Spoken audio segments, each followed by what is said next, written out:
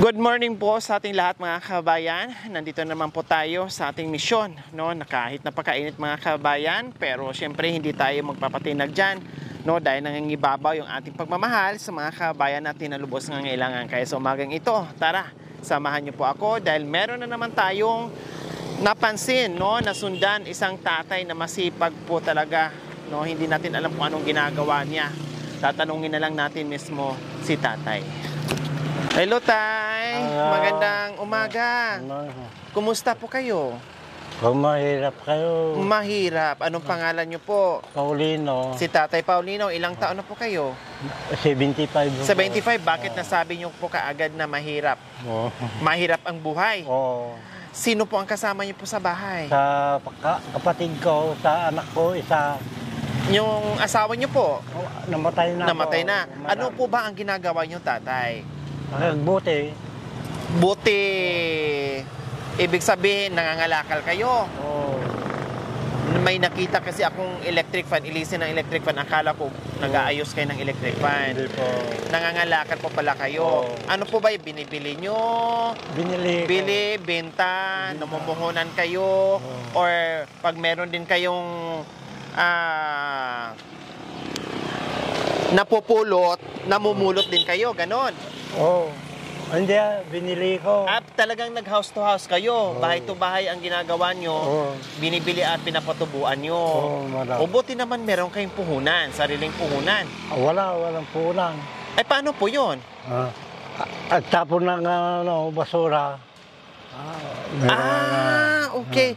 So, bahay-bahay, pag merong pupunta kayo sa mga basurahan, nagkakalkal kayo, tapos kinukuha nyo yung pwedeng ibenta. Akala ko nagbahay-bahay kayo, tapos meron kayong puhunan, tapos bibili, and then patubuan nyo. Hindi po pala. Talagang naghahanap kayo ng kalakal. So kumusta naman po ang buhay-buhay, Tatay?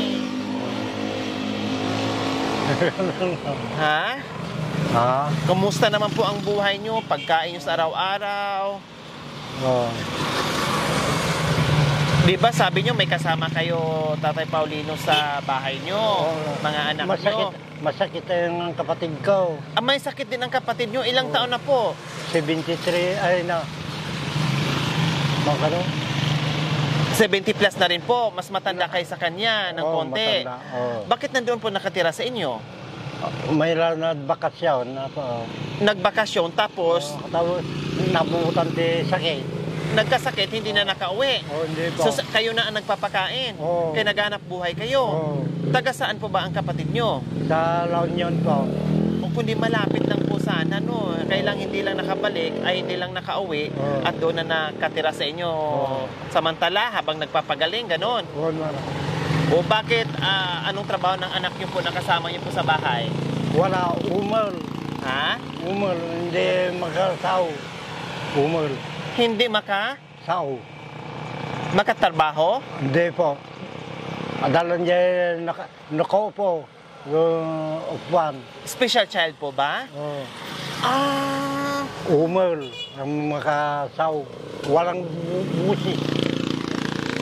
Hindi makapagsalita. Hindi. So, PWD kumbaga. Kayo rin ang bumubuhay sa kanya. Yung ibang anak nyo po, saan? Sa Barangupo po. May mga trabaho din? Wala po. Wala? Ilang anak nyo po ba? Ilan ang anak nyo? Isa lang. Ay, isa lang. Lalaki lang. So, ayan po mga kabayan, kawawa pala yung story ng buhay ni tatay, no? Dahil 75 years old, tapos nandoon pa yung kapatid niya na may sakit din, 73 years old, plus yung anak na PWD na nasa bahay na hindi rin makapagtrabaho, syempre, no? At hindi daw ito nakakapagsalita. So, napipilitan, mahirap man sa sitwasyon ni Tatay Paulino. Tama po, Tatay Paulino. Mahirap man sa sitwasyon ni Tatay Paulino, pero kailangan niyang kumayod, kailangan niyang magbilad sa init ng araw, no, para maghanap buhay at nagbabaka sakaling makapulot ng maraming kalakal at maibenta at para merong maiuwi doon sa kanyang kasama sa bahay na siya mismo ang naghanap buhay para mapakain niya. So, yun nga mga kabayan, kaya ito tuloy-tuloy yung ginagawa natin sa abot ng ating makakaya, kasama yung ating mga sponsors, siyempre, no, yung ating Panginoong Diyos sa lahat na nakikisa sa aking munting adikain. Talagang ang laki ng nagagawa natin sa araw-araw, yung tuwing tayo ay naglalakbay na meron tayong nakakasalubong o meron tayong nasusundan, meron tayong nakikita na mga tulad nila nangangailangan ng ating pagmamahal. Kaya sa umagang ito, no, ay meron tayong surprise kay Tatay Paulino. Tatay Paulino, kayo ba bago lumabas ng bahay para mga lakal, meron po ba, kayo ba ay kumain, nag-almusal? Oo. Ha? Tapos na po. Tapos na. Anong inalmusal niyo po, Tatay Paulino? Kanin sa dinaklakan. Kanin. So kumain kayo sa karinderya or kumain kayo sa bahay niyo? Sa karinderya na. Anong oras kayo bumaba ng bahay para mag-umpisa sa paghahanap ng kalakal? Alas City po. Ha? Alas City. 7. Ang uwi nyo po? Alauna. Alauna. So, uuwi kayo. Siyempre, may dala-dala na kayong pagkain para kakain din yung mga kasama nyo sa bahay. Okay, sige. Bago kayo makahanap ng kalakal, mukhang wala pa kayong nahanap o na may napulot sa kayong dadalawang bote. No? Tamang-tama, nasulubong namin kayo.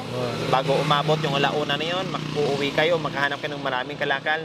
Meron na kayong nakalakal sa umagang ito. Dahil meron kayong nakalakal na surprise sa amin.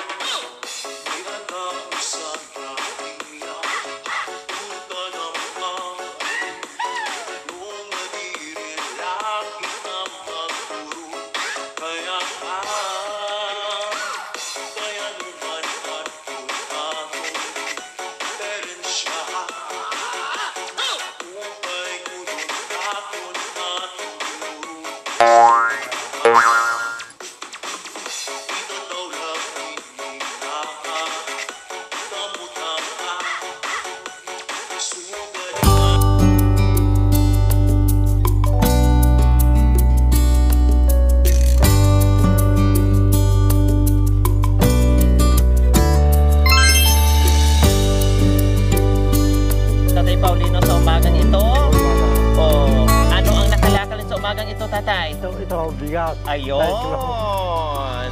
O, diba? Hindi nyo na kailangan mapagod, pagpawisan para maghanap ng kalakal. Ito, umuwi po muna kayo ng bahay, magpahinga po muna kayo para mayroong maisain yung naiwan noon sa bahay na may sakit at yung anak nyo na PWD. Ha, tatay ha, umuwi po muna kayo ha. Bukas na kayo mga lakal, iuwi nyo po muna itong mga nakalakal nyo na biyaya ha. O, mensahe nyo po tatay. Masaya na po kayo. Ha? So, ayan, maraming salamat po. Siyempre sa walang sawang pagmamahal. Tita Lily Nalapo and Tito Elmer Nalapo from Las Vegas, Nevada. From Tita Mary Ellen and Tita Zara. From Loving Sponsor. And Ma'am Agnes Mata from Toronto, Canada. Salamat po sa inyong ginito ang puso. Naway pagpalain po tayo ng Panginoong Diyos sa araw-araw. Naway ibigyan po tayo ng kalakasan ng katawan sa araw-araw. Naway ibigyan po tayo ng mahabang buhay pang sa ganun. Marami po tayong matulungan na gaya nila. Mga kabayan, huwag niyo pong kalimutan. Pakishare, subscribe sa aking YouTube channel, Lori Aquino Trita. Maraming salamat po. Gabi sa Sol. Bye, tatay. Ingat po kayo. Okay, bye-bye po. Thank you, madam. Salamat po. Welcome po.